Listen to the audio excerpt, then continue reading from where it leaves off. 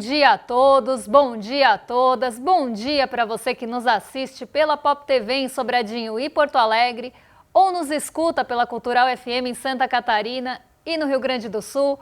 Bom dia também para você que está nos acompanhando pelos canais do YouTube. Sejam todos muito bem-vindos e bem-vindas a mais um ICL Mercado Investimentos. Hoje quinta-feira e quinta-feira de temas polêmicos por aqui, porque foi aprovado na CCJ o fim da escala 6x1. E a gente vai explicar para vocês como deve desenrolar esse tema nas próximas etapas da tramitação e até declarações que foram feitas em relação à discussão do fim da escala 6x1, principalmente aí por alguns partidos e pessoas da oposição. Então esse é o principal tema, acredito, além do próximo, porque também é polêmico, mas a gente montou uma enquete para vocês, que já deve estar aparecendo aí no chat, justamente em relação a essa tramitação, a evolução do fim da escala 6x1. Se vocês acham que vai passar, então vou até pegar aqui as alternativas para vocês, porque aí a gente já deixa a enquete aí, que vocês já devem estar vendo no chat. Então vamos lá. Vocês acham que a escala 6x1 vai para frente? Vai sim, já está tudo acertado. Não, o lobby patronal é forte ou passa, mais cheia de jabutis. Então, convido vocês a participarem da nossa enquete que já está no chat, mas além do fim da escala 6x1, a gente tem outros assuntos importantes para tratar com vocês, como, por exemplo, o fechamento de ontem. Então, já vamos colocar aqui as manchetes do nosso site para o pessoal de casa acompanhar, porque o dólar ontem ficou estável, o Ibovespa caiu, principalmente com a pressão dos bancos e a cautela que continua predominante. Então vou explicar para vocês direitinho, tintim por tintim, o que aconteceu ontem, depois do feriado. Então antes do feriado, os investidores se prepararam para passar o feriado, mas aconteceram algumas coisas enquanto o mercado brasileiro estava fechado, que acabou levando a essa queda que aconteceu ontem na quarta-feira. Então vou explicar para vocês o que puxou o Ibovespa para baixo e o que contrabalanceou o Ibovespa no final do dia ontem, como terminou o balanço aí, inclusive com balanços em Nova York. Então a gente vai contar esse balanço dos mercados, mas não só isso, vamos discutir também o fim da escala 6x1 com vocês, assunto que eu já trouxe aqui. Então PEC propõe fim da jornada 6x1, avança na Câmara, o relatório foi aprovado de forma unânime pela CCJ, e agora segue para análise em comissão especial. Além disso, a gente vai falar sobre o plano infalível aí, talvez, que vai falir, né? Porque a gente sabe como são os planos infalíveis do Cebolinha, que acabam sempre indo por água abaixo. O plano econômico de Flávio Bolsonaro mira na aposentadoria e enfraquece proteção social. Para agradar Faria Lima, propostas do filho de Bolsonaro ameaçam direitos dos trabalhadores. A gente vai explicar esse plano econômico para vocês, que foi vazado e depois até negado de certa forma. Disseram que não é ainda o plano, que não é assim, justamente porque tem ataques diretos aos benefícios sociais e principalmente trabalhadores e até os aposentados entraram nessa conta, como já era de se esperar, porque essa é a agenda clássica da Faria Lima. Essa é a agenda clássica do mercado financeiro, de como se esperam que sejam feitos os cortes. Então, tanto o mercado financeiro como boa parte de pessoas que detêm aí algum poder político, econômico, querem que os ajustes sejam feitos de forma que prejudique o trabalhador, que fique na conta do aposentado, que caia, né, o corte ali sobre saúde e educação. Então, a gente vai explicar o que apareceu até agora desse plano de Flávio Bolsonaro, a fantástica fábrica de planos econômicos de Flávio Bolsonaro, e a gente vai também falar das implicações, inclusive trazendo alguns contrapontos à matéria da Folha, que foi quem divulgou esse plano pela primeira vez. E eles colocam alguns pontos complicados que eu quero desmontar com vocês, como, por exemplo, trajetória da dívida. Além disso, quem está na pauta hoje? Milei está na pauta do mercado de investimentos. Economia argentina encolhe em fevereiro, amplia incerteza sobre ritmo de recuperação. Queda mensal supera projeções do mercado.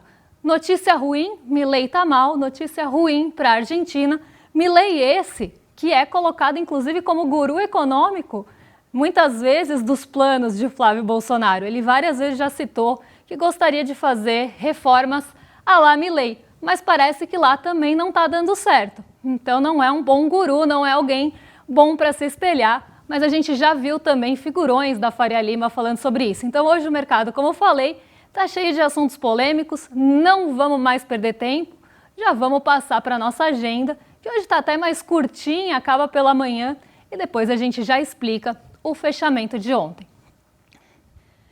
Às 4h30 na Alemanha, então, já saiu o PMI composto industrial e de serviços de abril, mas a medição ainda é preliminar. Afinal, o mês de abril está chegando ao final, mas ainda não terminou. Às 5 horas, na zona do euro, também saíram os PMIs composto, industrial e de serviços, também preliminares aqui. E mesma coisa às 5h30 no Reino Unido. Às 9h30, já indo para os Estados Unidos, o Fed de Chicago divulgou o Índice de Atividade Nacional de março, mas não para por aí. Tem mais um restinho de agenda para comentar com vocês, porque o Departamento de Trabalho dos Estados Unidos já divulgou os pedidos de auxílio-desemprego da semana até o dia 18 de abril e também os pedidos de auxílio-desemprego continuados.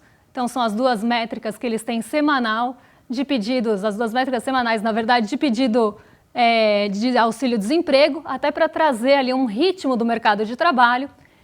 E às 10h45 sai também PMI composto industrial, já saiu, né, porque já passou, PMI composto industrial e de serviços preliminar de abril lá nos Estados Unidos.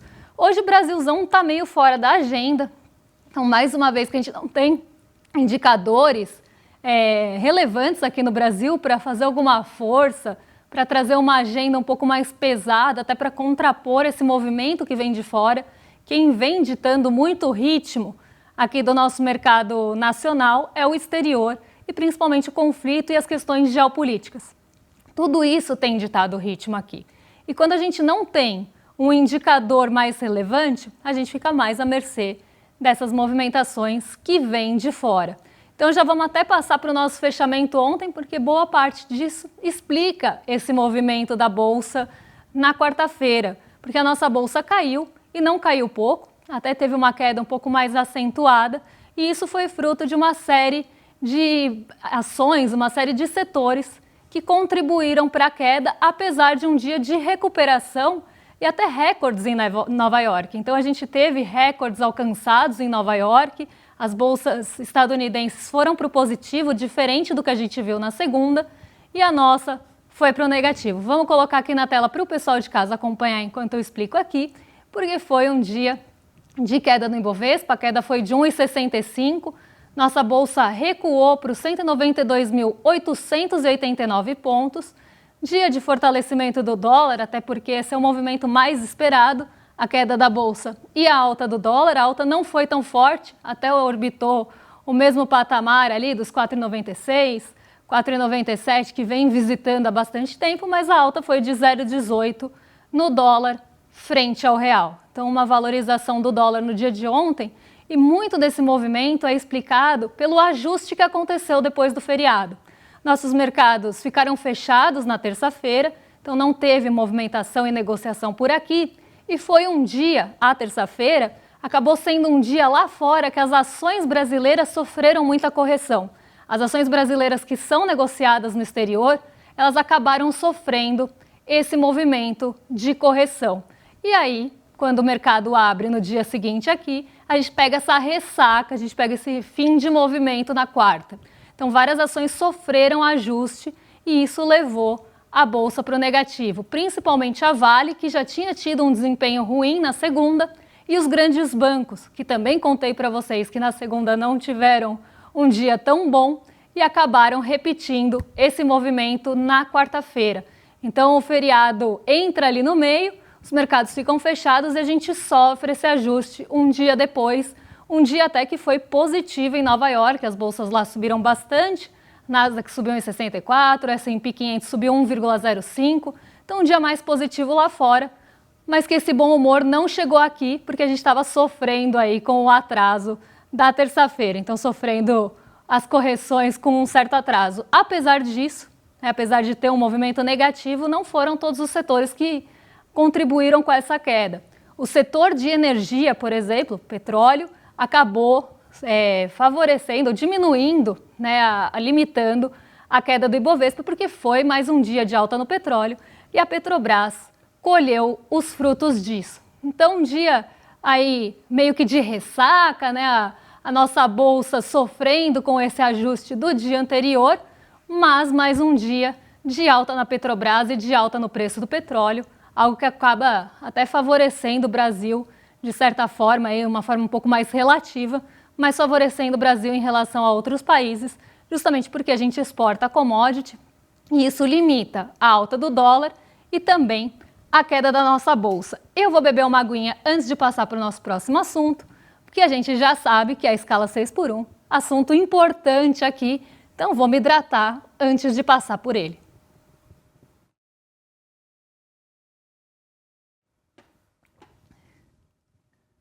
Pausa estratégica para hidratação é a pausa que a gente precisa ter aqui, né? Porque senão não há garganta que aguente. Espero que vocês se hidratem também. A gente pode dar um shot junto de água. E agora a gente já vai para o nosso próximo assunto, que é o fim da escala 6x1, que avança, né? Então passa aí na Comissão de Justiça, de Constituição e Justiça, a famosa CCJ. Teve uma aprovação unânime, até a votação foi feita quase daquela forma simbólica, mas ainda tem gente que não se posiciona contra porque não dá, mas tenta trazer entraves para o final da escala 6x1, que a gente sabe que é muito cruel com o trabalhador, né? Porque pensa ali, você trabalhar 6 dias na semana e ter um para o seu descanso, você precisa resolver normalmente tudo que você tem que resolver nesse um dia, então você não descansa. É um desgaste mental, é um desgaste físico e isso precisa ser levado em consideração, sim, na discussão do fim da escala 6x1. Porque o que a gente vê muito sendo falado, e eu escuto muito na mídia tradicional principalmente, essa discussão em relação ao quem vai pagar a conta do fim da escala 6x1. Isso vai trazer alguns aumentos de custos para os empresários, esses custos vão ser repassados ou para o consumidor, ou isso vai acabar afetando a economia, mas ninguém olha pelo outro lado, que até o estudo que a gente já trouxe aqui para vocês, do IPEA acaba apontando, é quanto esse ganho de produtividade pode acontecer, não só, né, pelas questões da saúde física, mas também da saúde mental do trabalhador, e outros aspectos que são importantes de serem levados em consideração, como, por exemplo, as partes, né, as ações que a empresa precisa ter para não ter a queda ali ou aumento de custo. Então, a busca por produtividade, o quanto a produtividade também não aumentou ao longo do tempo, e isso favoreceria, né, uma escala 6x1, o fim da escala 6x1 e uma diminuição das horas de trabalho. Agora, o que se tem em discussão? Para quantas horas vão? Então, até separei aqui que os textos discutem os modelos de jornada de 36 ou 40 horas semanais e até a proposta de uma diminuição gradual das horas de trabalho. Então, uma das sugestões é que se diminua 1 hora por ano. Então, ao longo de 4 anos, chegaria às 40 horas. E aqui a gente tem muita discussão, inclusive, em relação a atores da política nacional, como, por exemplo, Nicolas Ferreira, que vem defendendo, claro, o lado dos empresários, não dos trabalhadores. Eu acho que eu nunca vi Nicolas Ferreira do lado do trabalhador. Ele gosta de fazer lá os seus vídeos de fundo preto. Nicolas Ferreira gosta de se colocar nessa posição aí de vídeo de fundo preto, aquele vídeo que quase, né, quer trazer um impacto muito grande para falar. Quando ele fez né, ele fala que não foi fake news, mas foi uma distorção do assunto completa ali que ele fez em relação ao Pix. Então ele fala da pessoa que faz bolo de pote, da fulana, do ciclano, que são autônomos e vão ser prejudicados, como se ele tivesse uma grande preocupação com essas pessoas, com o trabalhador brasileiro. Mas todas as atitudes e todas as vezes que Nicolas Ferreira ou se posicionou ou votou, ele votou contra o trabalhador brasileiro. E ele agora, mais uma vez, se posiciona ao lado do patrão, mais uma vez ele se posiciona do outro lado da equação para falar que precisa de uma compensação, como se toda mudança no mercado de trabalho, como se toda mudança em qualquer estrutura sempre precisasse do Estado ali para trazer a compensação para os empresários, como se isso fosse trazer um grande prejuízo para os empresários. A gente até comentou isso antes de eu sair de férias, inclusive. Foi uma pergunta que eu fiz ali para o ex-ministro da Fazenda, Fernando Haddad, por que toda vez que se discute a escala 6x1, o Tarcísio também defendeu esse lado mais do patrão, mais patronal, né? Então a gente vê isso acontecer o tempo todo. Essa galera não está preocupada com o trabalhador, nunca esteve, embora tente pintar isso nos vídeos e tudo mais. A gente sabe que não há preocupação nenhuma, inclusive depois a gente vai trazer a fala do Sóstenes Cavalcante. Mas eu fiz essa pergunta justamente porque parece que sempre precisa dessa contrapartida do Estado ali para resguardar os empresários, como se eles não tivessem a capacidade de aumentar a produtividade. Claro que alguns setores às vezes precisam pontualmente de algum benefício, de alguma isenção, mas isso não pode ser para sempre, né? Os benefícios não podem ficar ad eternum ali, porque é o que eles querem. Quando você dá ou concede uma isenção, dá um benefício, ninguém quer tirar depois, porque todo mundo vai fazer chiadeira, as pessoas querem ficar com aquilo para sempre, embora não precise mais, o setor já esteja caminhando com as próprias pernas, depois ninguém quer abrir mão do benefício. E a gente sabe e isso conversa muito com a nossa próxima notícia, que as contas sempre caem do lado do trabalhador. E parece que sempre que se discute qualquer que seja a melhoria para o trabalhador, precisa ter esse auxílio, precisa ter essa compensação, como se eles não conseguissem arcar com isso sozinhos. E aí parece que é aquela coisa, né?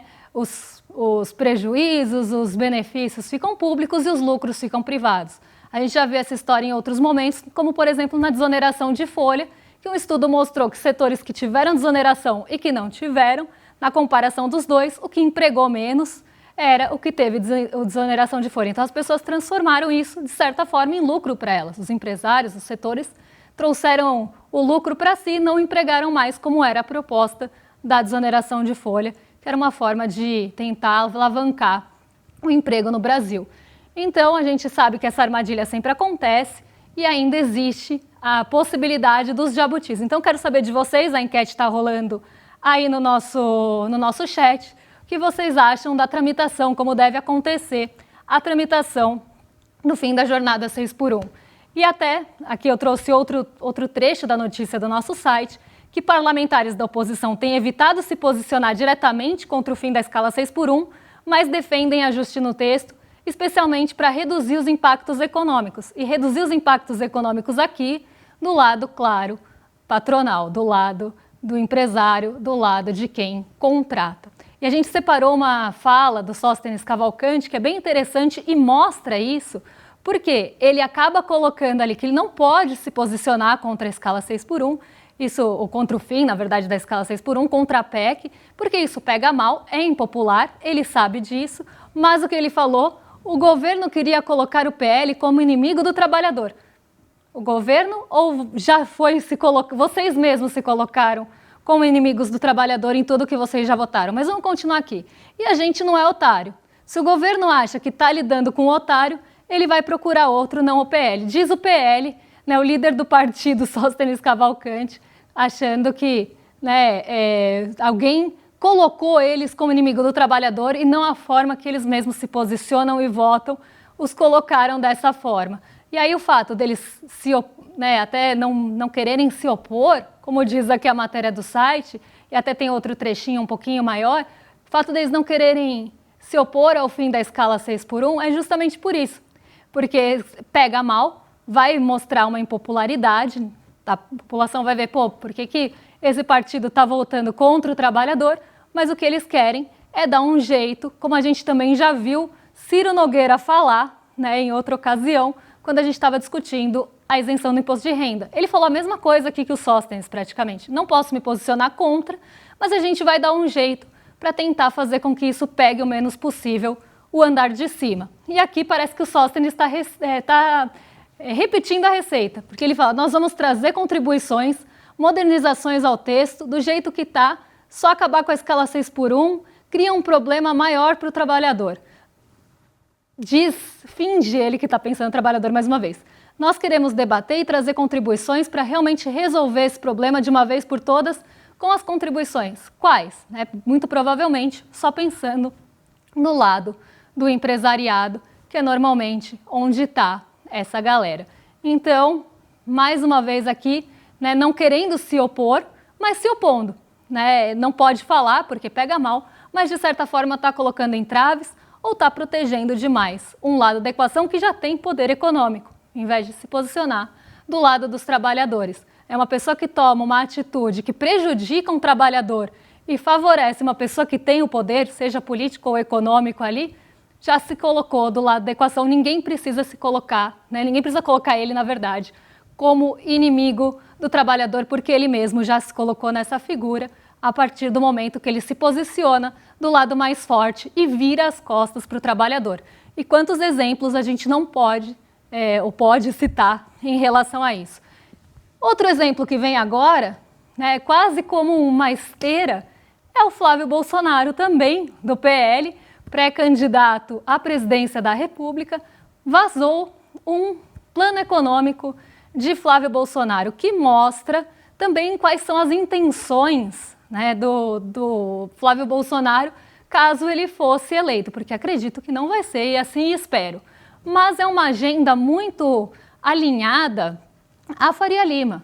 É uma agenda totalmente ali voltada para um discurso que a gente já viu em Fragas e Loyolas da vida. A gente já trouxe também outros gestores de fundo que sempre batem nessa tecla. Parece que enquanto eles não conseguirem isso, eles não vão sossegar. E qual é essa tecla? Quais são essas teclas? É a aposentadoria desvinculada, os benefícios sociais também desvinculados ali de qualquer que seja a valorização real. O que é valorização real? É o ganho acima da inflação. Então, muitos falam, inclusive, como a gente já viu, em congelar, que não deveria ter nenhuma valorização do salário mínimo, que deveria congelar salário mínimo. Congelando o salário mínimo, você congela tudo que está indexado ao salário mínimo. Então, congela, por exemplo, os benefícios sociais, congela a aposentadoria, como se todo ajuste fiscal, todo ajuste de contas precisasse ser feito na conta do trabalhador, nas costas do trabalhador, como se a corda sempre rompesse para esse lado, já que esse é o mais fraco. Então, é uma repetição é um eco mesmo, de coisas que a gente já falou aqui, medidas que a gente já trouxe e criticou bastante, justamente porque ela prejudica o trabalhador e também duas pastas que são sempre alvo de cortes quando isso é colocado em jogo, que é a saúde e a educação. E Flávio Bolsonaro bingou, ele conseguiu bingar, ele falou de benefícios sociais nesse plano, apareceram os benefícios sociais, apareceu a aposentadoria, apareceu a saúde, apareceu a educação. Ele conseguiu fazer o bingo e o salário mínimo também.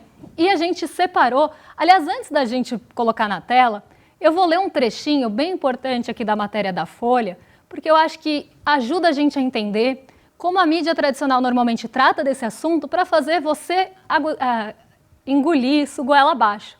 Porque muitas vezes isso é pintado ali como se fosse um ajuste fiscal que precisa ser feito dessa forma. Mas não precisa ser feito dessa forma. Há alternativas ao ajuste fiscal que também é colocado sempre num pedestal com uma relevância maior do que realmente tem. Mas não só isso. Existe um discurso de risco fiscal e de trajetória de dívida que aparece reiteradamente nesse tipo de matéria, quase para você comprar aquele argumento e falar, nossa, mas realmente, tá com problema na dívida. Então vamos lá, eu separei esse parágrafo de propósito, montei um gráfico para vocês e a gente já discute o restinho. Então ele começa falando do programa econômico, que considera politicamente viável o ajuste fiscal inicial da ordem de 2 pontos percentuais do PIB, caso ele seja eleito. Aí a matéria da Folha segue.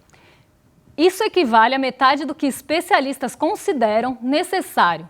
Então, o que os especialistas consideram necessário? Que especialistas? Os que estão alinhados, claro, ao pensamento da mídia tradicional e hegemônica. 4 pontos do PIB. Para estabilizar a trajetória explosiva da dívida, a premissa é de que seria dado um recado plausível aos investidores que hoje financiam o déficit público. Quem são os investidores que financiam o déficit público? São as pessoas que compram a dívida pública. Eu, você, quem tem o dinheirinho no Tesouro? Não. Quem financia a dívida pública de fato no Brasil são os investidores institucionais, são grandes bancos, é a Faria Lima, é o mercado financeiro. Então ele está dando recado para quem? Para a Faria Lima, para o mercado financeiro e para quem realmente financia a dívida brasileira. O mercado poderia passar a exigir juros menores para comprar títulos de dívida na expectativa de estabilização da dívida e de mais ajustes. Então ele está batendo ali a marreta no risco fiscal, que é uma coisa que o mercado financeiro adora, e comprar também esse discurso.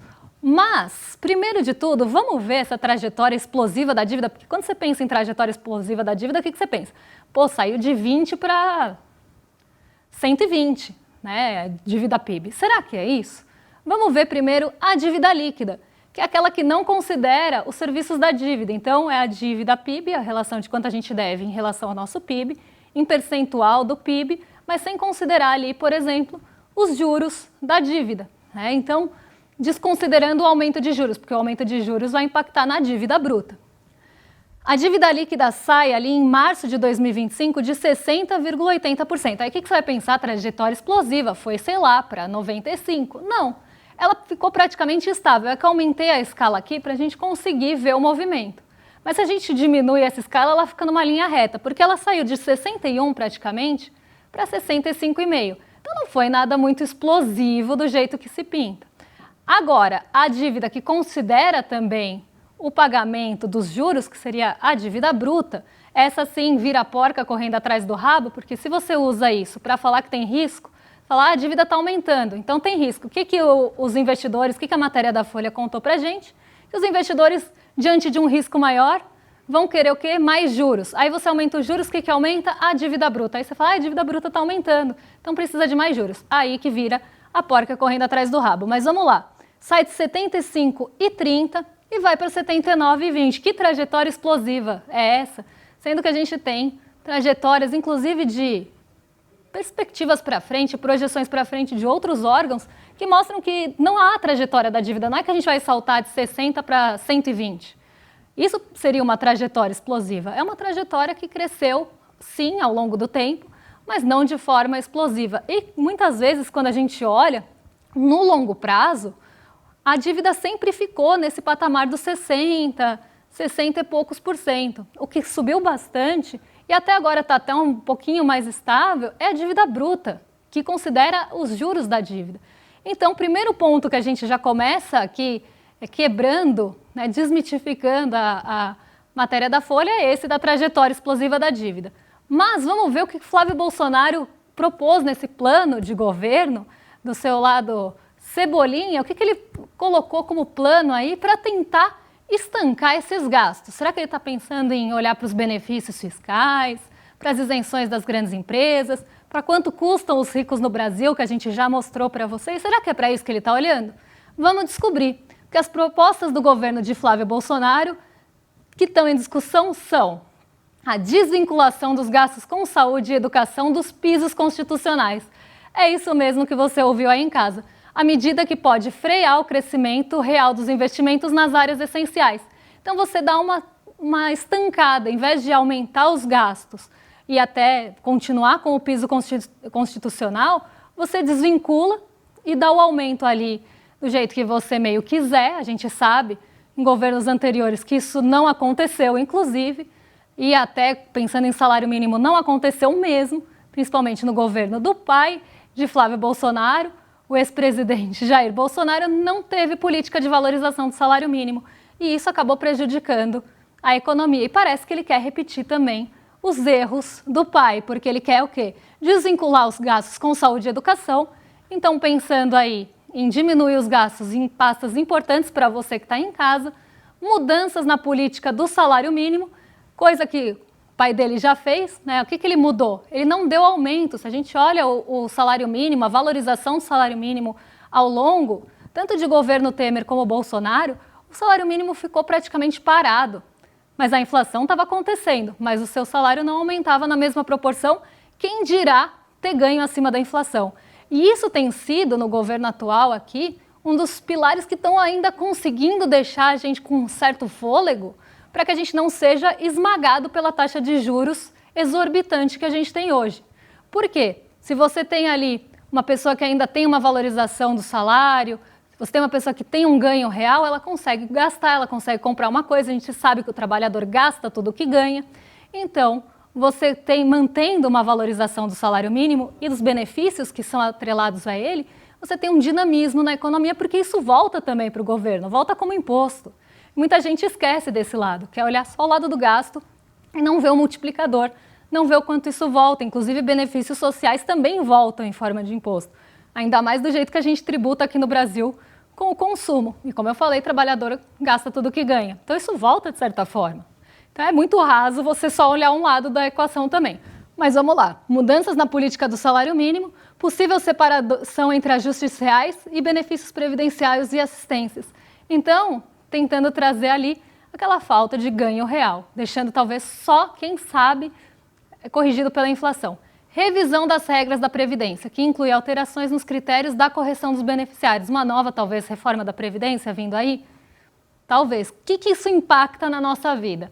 Aposentadorias e benefícios corrigidos só pela inflação, sem ganho real, com perda gradual do poder de compra. Então você vai ali equiparando a inflação, mas você vai perdendo. Se você só equipara, você não tem ganho real, você não tem valorização acima da inflação. Você vai ficando só ali sempre corrigido, sempre corrigido. E a gente sabe algumas coisas também acabam tendo alguns aumentos ali acima da inflação. Então, no geral, dependendo de como for a composição inflacionária, principalmente, isso pode prejudicar as pessoas, pode prejudicar os aposentados, os trabalhadores, as pessoas que dependem desses benefícios. E ele quer cortar de duas pastas bem características de corte de gastos, que normalmente são as que aparecem na agenda da Faria Lima. Aliás, ele bingou, como eu falei, a agenda. Ele está conversando e dando um recado para investidores e para a Faria Lima, tentando buscar esse apoio, já que uma vez, lá no passado, a Faria Lima rejeitou quando ele foi anunciado como pré-candidato. A gente viu o que aconteceu, o Flávio Day, bolsa afundou e dólar subiu. Agora ele tenta remediar isso, dando recados diretos à Faria Lima e tentando colocar a agenda da Faria Lima na sua proposta econômica de governo. O Milei vai ficar para amanhã, então o Milei está atrasado, mas amanhã a gente fala dele porque também conversa com todo esse cenário. Agora eu quero fazer um convite para vocês, só para deixar os recadinhos finais aqui do Mercado de Investimentos, antes de eu rolar para o rolê, porque eu já estou ficando atrasada aqui. Então eu quero convidar vocês para se inscreverem na nossa newsletter, icl.com.br/news, para ficar por dentro de tudo que sai no nosso portal do ICL Notícias, que é valiosíssimo. E agora sim, eu rolo para cima, arrasto para Guga Noblar e William De Luca, que já estão prontos para receber vocês. Amanhã eu volto e a gente conversa sobre outros assuntos. Vamos começar com o Milei, então já vai começar polêmico.